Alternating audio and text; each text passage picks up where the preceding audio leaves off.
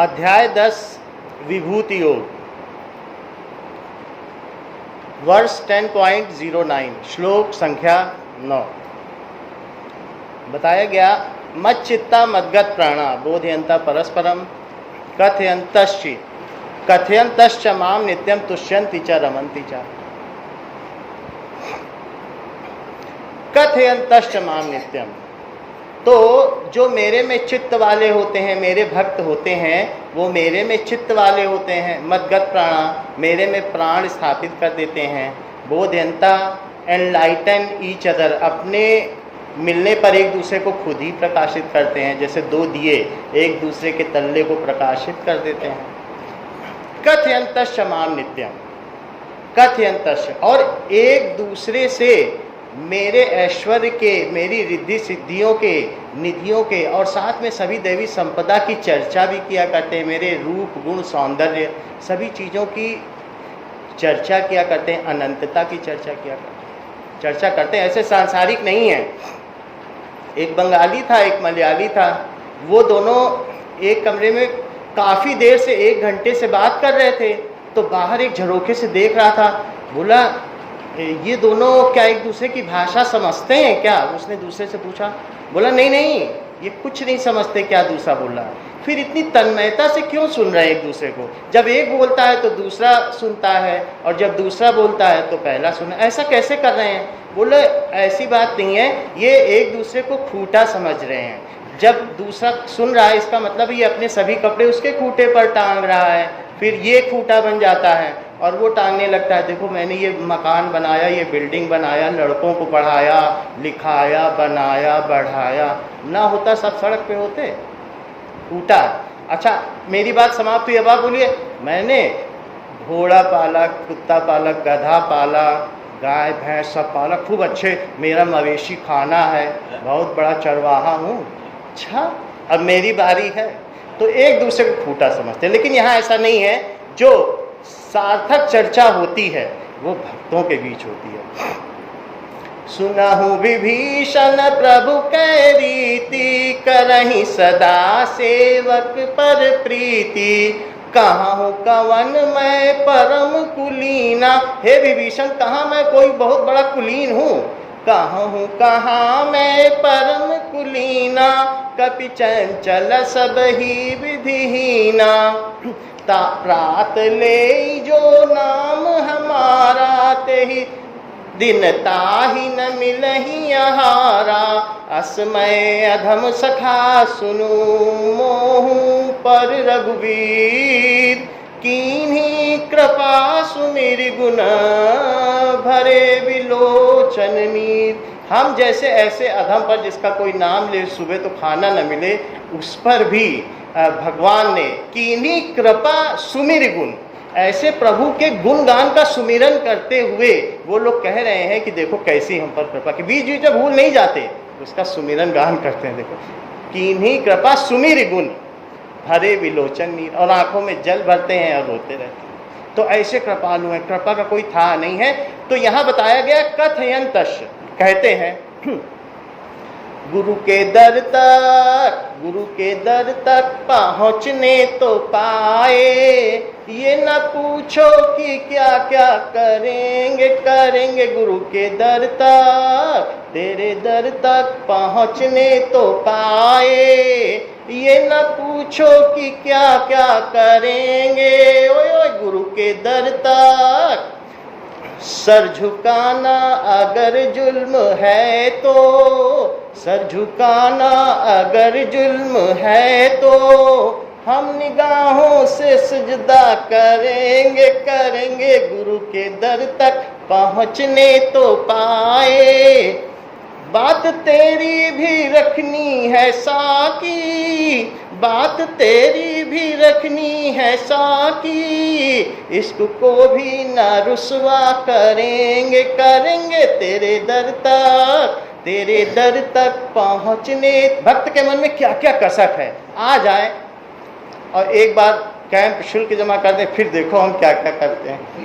फिर हम ऐसा, ये स्कूल है, हमने सब पता कर लिया है, हम तब आए हैं, अपनी गांठ का 450 रुपये खर्च करके। ऐसे नहीं आए, समय जरूर लगा हमको 50 साल यहाँ आने में, लेकिन मैंने पता कर लिया सबसे अच्छा स्कूल है।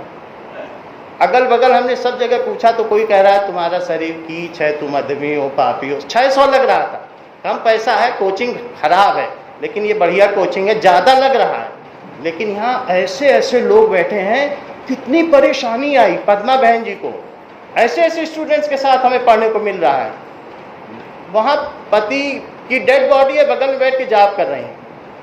भगवान किसी और को भी लेना हो तो ले लेना, लेकिन आप हमारा साथ ना छोड़ो। कम परेशानी आई विष्णु गोयल जी को, लेकिन चेहरे की स्मिता, कोई हिंद महासागर है तो कोई प्रशांत महासागर है, कोई अटलांटिक बैठा है, और हम पैसा वसूल रहे हैं। सुबह इनके बगल में कुर्सी डाल के बैठे थे, वहीं हमने 50 वसूल लिए। ऐसे स्मित, कहीं क्षुब्धता नहीं, कुछ नहीं, ये शांत भाव। तब पता चलता है कि हमने अच्छे स्कूल में अच्छे बच्चों के बीच एडमिशन लिया। तो वहां देखने में आता है, एक दीपा मौसी, लड़का चला गया, भगवान और भी किसी को उठा लो, लेकिन तुम्हारा दर्द तो है खुला हुआ। मम्मी पोलियो हो गया बेटी को, बेटे का किडनी खराब हो गया, तो कहीं कुछ हो जा रहा है। हमने कहा कुछ तो परेशानी होगी। कह रहे कहाँ कोई परेशानी, सब भगवान है हमारे, एक से बढ़कर एक महासागर बैठे हुए हैं यहाँ। तो सबके बगल बगल वसूल लिया करो बैठ के पैसा। फिर हमारे टीचर इतने सुंदर सुंदर टीचर पढ़ाए तो कितना मजा है, उसी पैसे में खाना बढ़िया, सब कुछ मजेदार। तो आप देख लीजिए, टॉप स्टूडेंट बनेंगे, जिला टॉप करेंगे, तो यहीं एडमिशन लो। अब सोचो मत, फीस जमा कर दो।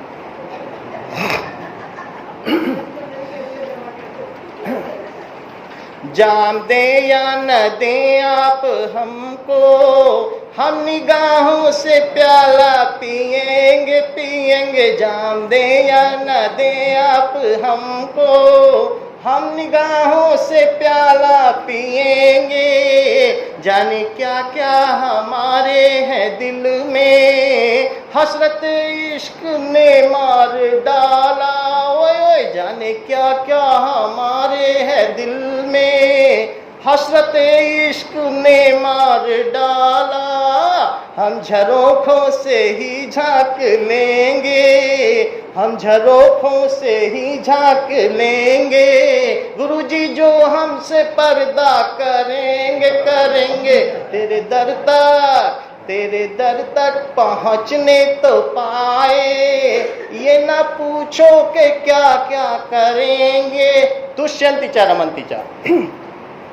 तो विभीषण और जब यहाँ हनुमान मिलते हैं तो आपस में एक दूसरे को प्रकाशित करते हैं, प्रभु की चर्चा करते हैं।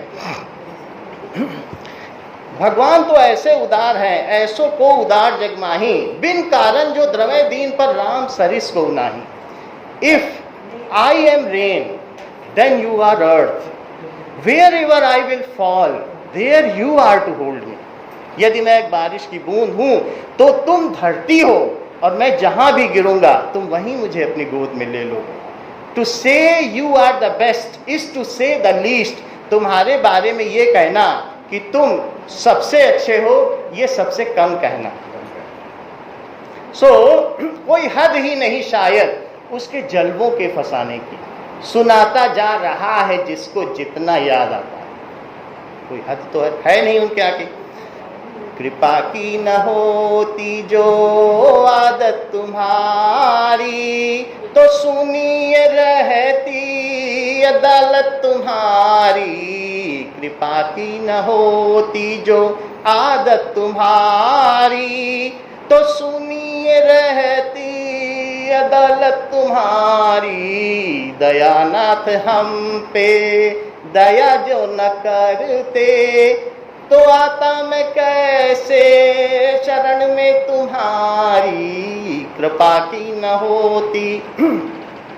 तो यहाँ पर बताया गया है अगले श्लोक में, यहाँ तो बात हो गई कि तुष्यंति च रमन्ति च, वे आनंदित भी होते हैं, संतुष्ट भी होते हैं, कहते सुनते हैं और अघाते भी नहीं है। ऐसा नहीं कि थक जाते हो, और सुनाओ मित्र, और सुनाओ मित्र, अघाते नहीं है, और बताओ और बताओ। फिर 10.10 में क्या कहा अगले वर्ष में, अगले श्लोक में, तेषाम सतत युक्ता नाम भजताम प्रीति पूर्वकम ददामि बुद्धि योगम तम येन माम उपयान्ति ते। तेषाम, उन सतत युक्त जो मुझसे लगातार जुड़े हुए हैं, तेषाम सतत युक्ता नाम, और मेरा प्रीति पूर्वक भजन करने वाले भक्तों को, तेषाम सतत युक्ता नाम भजताम प्रीति पूर्वकम, मुझे जो प्रीति पूर्वक भजन करते हैं ऐसे उन भक्तों को मैं बुद्धि योग दे देता हूँ। बुद्धि योग का मतलब है समत्व योग दे देता हूँ, समता का योग दे देता हूँ। ये माम उपयांति ते, जिससे वे मुझे ही लब्ध हो जाते हैं, मुझे ही प्राप्त हो जाते हैं। तेषाम सतत युक्ता नाम, सतत युक्ता नाम, भगवान से हम कैसे जुड़े? हम तो जानते भी नहीं हैं, हम कैसे जुड़े? भरोसा भी कहाँ है? हम नर हैं तुम नारायण हो, हम नर हैं, इसमें हमें कोई डाउट नहीं है। तुम हो नहीं वो बात की बात है, हम तो नर हैं, बाकी का आगे का देख लेंगे बाद में, वो फैसला हो जाएगा। हम इतना भी डाउट रख रहे हैं, अपने को पहले रख रहे हैं कि हम तो नर ही हैं, तो हमारे अंदर संदेह है और हम कैसे जोड़ लें? ये तो बात कैसी आ गई? ये आउट ऑफ सिलेबस क्वेश्चन है मैम, इसे हटाइए। तेषाम सतत युक्त का नाम हम कैसे जोड़ लें? तो नाम का तंतु भक्त को, साधक को उसके नामी से सिर्फ जोड़े ही नहीं रखता, बल्कि इस बंधन को, इस संबंध को और दृढ़ करता चला जाता। जो हमें नाम जब दिया गया है ये हमें हमारे भगवान से जोड़ने वाला है। तेषाम सतत युक्ता नाम। और किसी ने सुबह हमें बुलाया था ऐसे ही, वहीं पार्क में चाय पीते, ओ चश्मे वाले, यहाँ हमने तो देखा तक नहीं। फिर वो बोला ओ घुंघराले बालों वाले, मुरली वाले, क्या क्या बोल, फिर हमने नहीं देखा कुछ, हम अपना चल गया। फिर उसने बोला ओ शिव कुमार। अब मैं पूछा, ए भैया तुमने बुलाया क्या? हमने तो नहीं बुलाया। तुमने बुलाया माता जी? नहीं बेटा हमने तो नहीं। किसने बुलाया है? किसी ने मेरा नाम लिया है, पता ही नहीं चल रहा मेरा कौन नाम ले रहा है। अब राम हमने बुला दिया, ढूंढते ढूंढते आएंगे, छिप जाना कहीं पे, कहीं पकड़ ना ले, टिकट ना कटवा दे तुम्हारा। नाम का तंतु है, तुमको ढूंढ लेंगे, गलती से भी बोल दिया था। नाम में नामी के सब गुण समाहित होते हैं। नाम में जब हम नाम जपते हैं तो उस नाम में पूरा का पूरा भगवान समाहित है, पूरे के पूरे राम समाहित हैं। जिस व्यक्ति के पास राम नाम है उसे भय किस प्रकार का? पत्र संख्या 4। वह तो जगत जननी महाशक्ति की सदैव आनंदमयी गोद में विलास करता है और माँ का विधान उसके लिए सदा आनंदमयी होता है।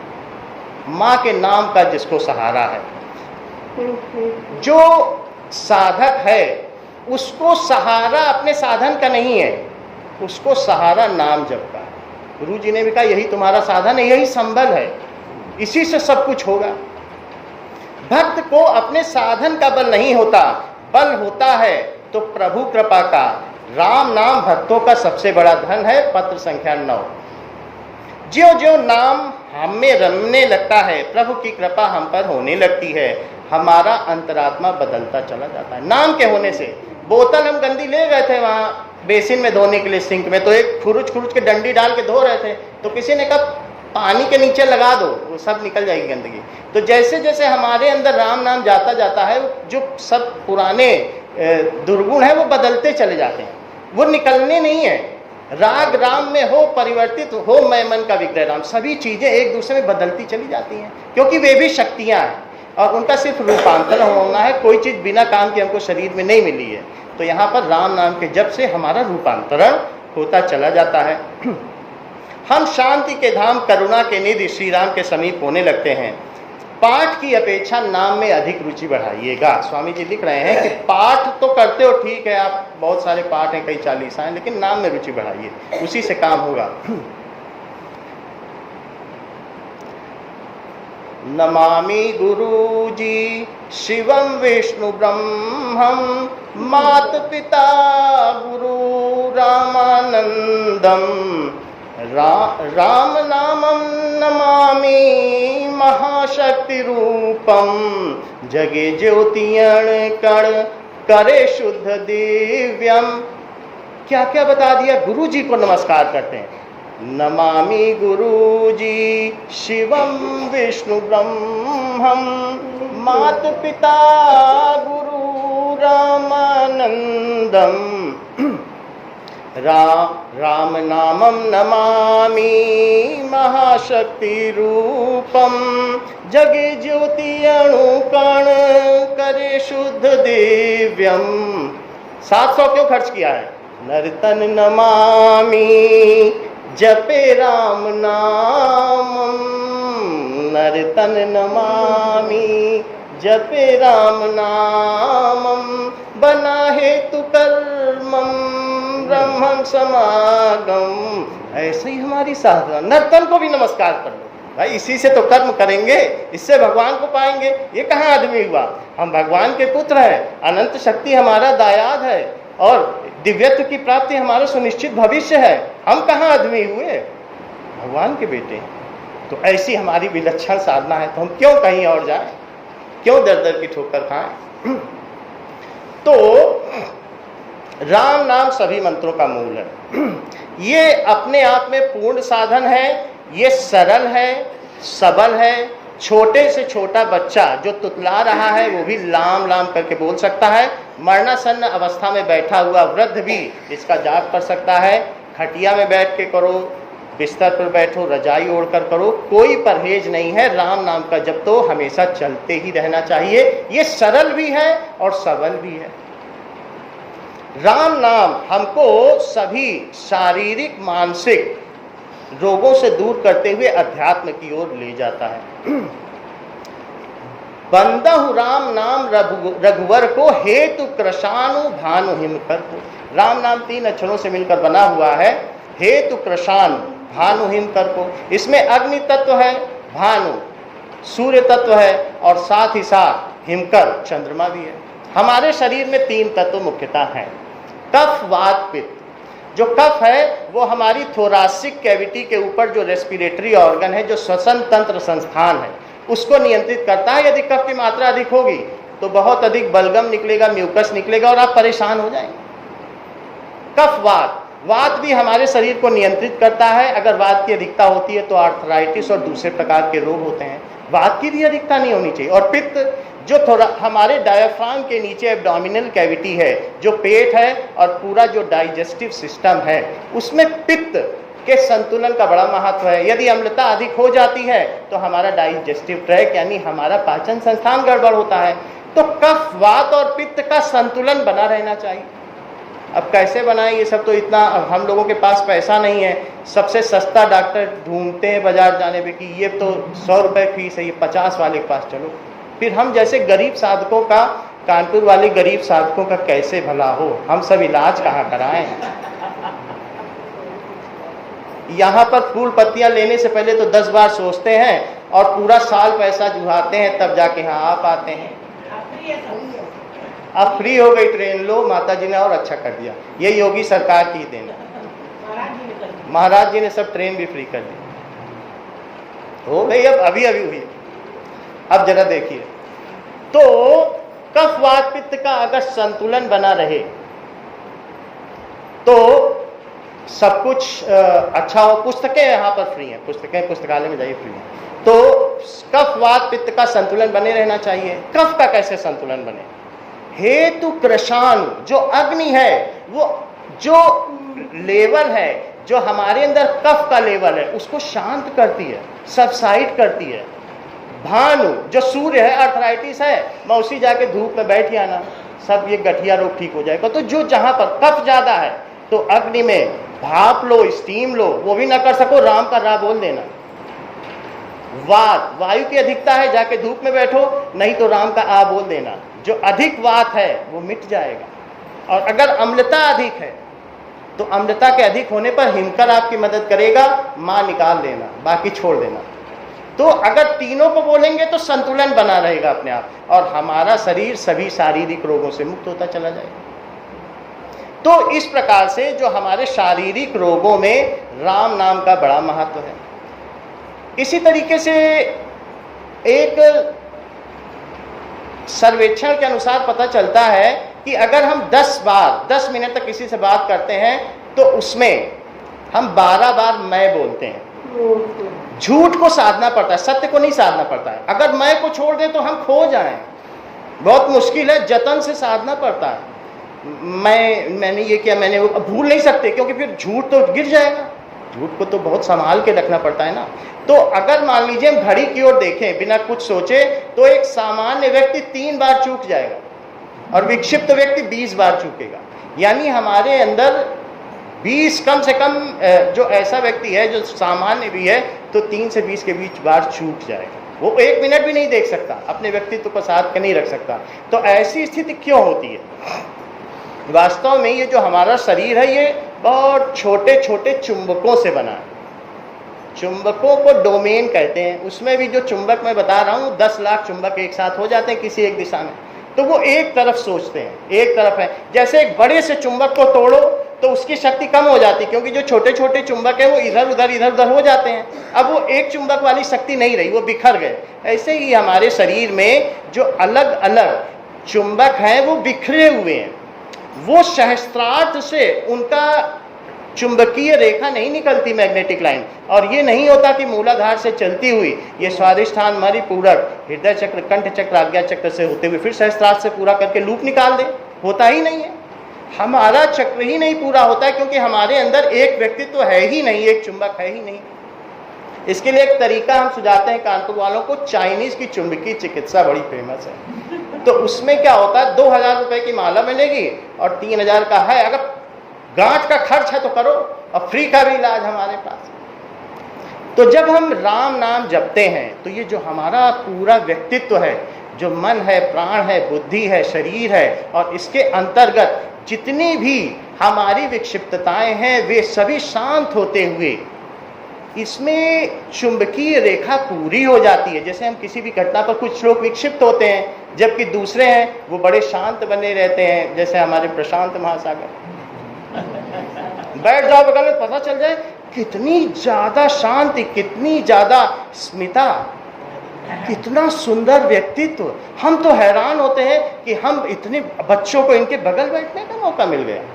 ये होता अच्छे कॉलेज में पढ़ने। अब देखिए, तो राम नाम के जप से क्या होता है कि कोई संत है, उसका अवरा ऐसा होता है, दिख नहीं रहा है तो लोग टीवी पे देख रहे हैं, उनसे पूछो क्यों देख रहे हैं, वो तो संत तो नहीं दिख रहा है, लेकिन उसका चुंबकीय अवरा ही 10 हेक्टेयर तक फैला हुआ है, तो कोई क्या करे। तो ऐसे गुजर गई, मम्मी गुजर जाती हैं हॉल के सामने से तो हम देखते रह जाते, मम्मी जा रही हैं। अब चुंबकीय अवरा है तो क्या करें। गोयल साहब गुजर गए तो हम ठिठके ठिठके देख रहे हैं कि देख लो, चले जाओगे फिर।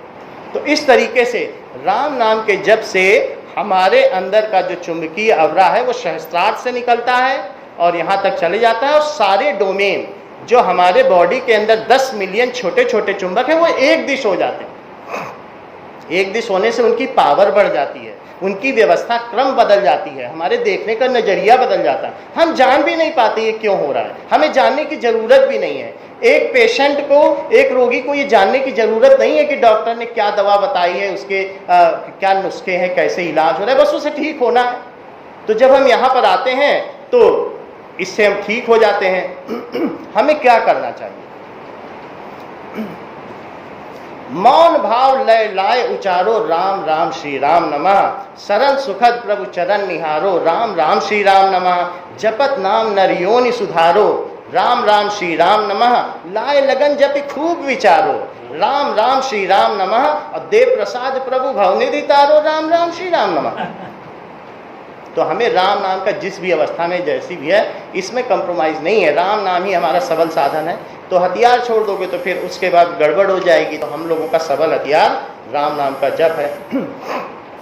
सो तेषाम सतत युक्ता नाम, वो हमसे युक्त रहते हैं। किस तरीके से युक्त रहते हैं? राम नाम के जप से। और जुड़ने का कोई साधन नहीं है, राम नाम के जप से वे मुझसे जुड़े रहते हैं। भजताम प्रीति पूर्वकम, और मेरा प्रेम पूर्वक भजन करते हैं।